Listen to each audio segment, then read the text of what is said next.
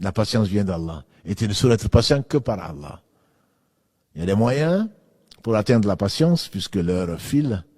Il y a des moyens, il y a deux moyens pour atteindre la patience. Puisque Allah n'a rien ordonné sans donner les moyens de le faire. Le premier moyen de la patience, c'est la science. Quand tu sais qu'en patientant, que c'est pour très peu de temps, quand tu sais que Allah aime les patients et que Allah, comme il le dit, innama yuwaffa sabiruna ajrahum bighayri hisab, Allah va récompenser les patients sans compter. Surat 39, Az-Zumar, verset 10. Allah va récompenser les patients sans compter. Leur récompense n'a pas de limite.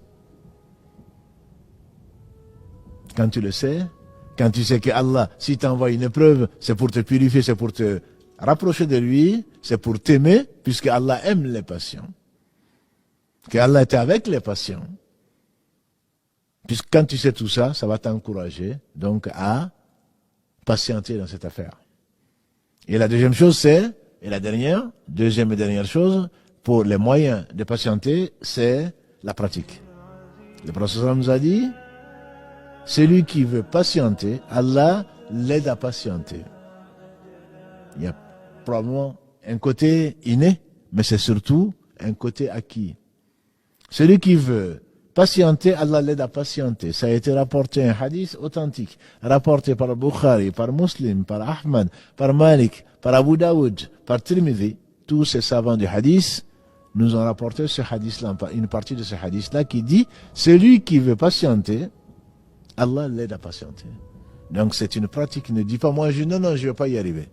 Demande à Allah subhanahu wa ta'ala, sache que il sait tout et que tu reviendras vers lui, inna lillahi wa inna ilayhi raji'un, et qu'à ce jour-là, tu n'auras pas regretté d'avoir été patient.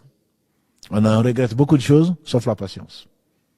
Rarement, mais très rarement, on regrette d'avoir été patient. Et très souvent, et très souvent, on regrette n'avoir pas été patient. Donc Allah subhanahu wa ta'ala nous donne la patience dans tous les domaines, puisque dans tous les actes de la vie, on a besoin de patience. La patience dans son obéissance, la patience devant sa désobéissance, et la patience par rapport à ce qu'il a décrété pour notre bien, même si on ne comprend pas tout.